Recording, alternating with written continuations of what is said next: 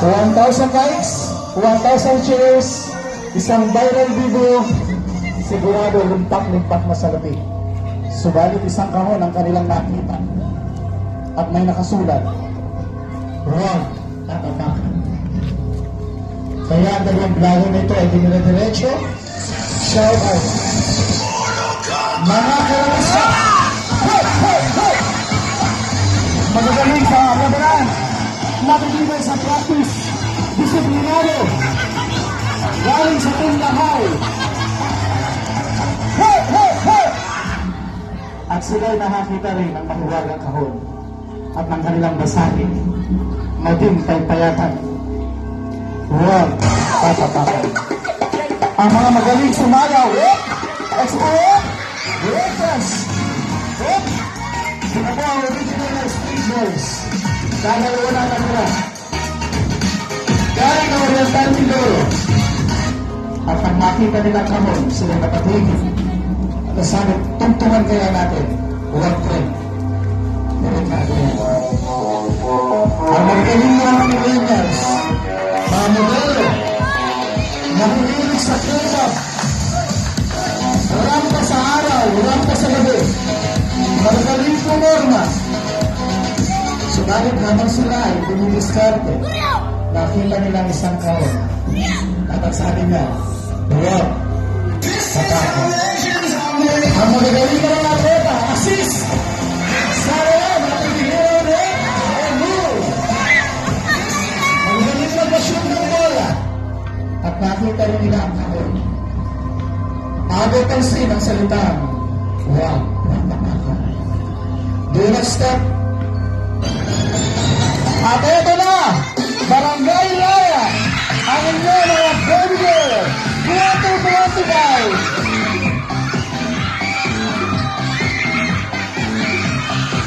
Ang mga rampadora. Ako ay isang model. At umikot pa. At sila rin ay naakit sa kahon. Subalit ang makita nila, sabi niya, sista, huwag yan. At sa dalawang pagkakataon, solo flight na po ang vlogger galing sa Oriental Mindoro. At sa pagkakataon ito, curious siya sa kahon. Mapagdadanan kaya niya ang tukso.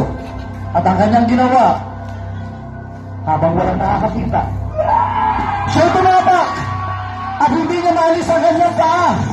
Kaya pala may nakasulat sa pagkakitay delikado. Ang artista, ang pamangkin ni Bruce Lee at ni Jackie Chan. Medyo napalagyalan, nakasobra sa exercise, ay tumapak din. At siya rin ay hindi makaalis kahit gano'ng pagpupumilid. At ito na po ang dancer, ang ex-batalyon.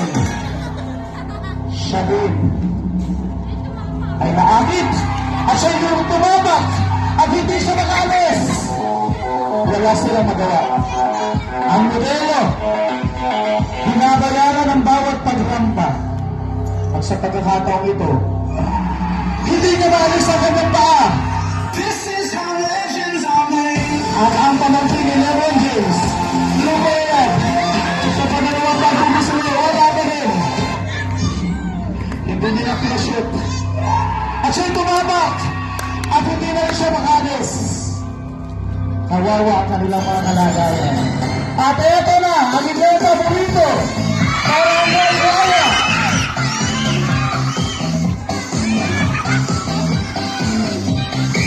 Mula noon hanggang ngayon, ang walang kasupas-supas. Subalit siya din ay tumapak.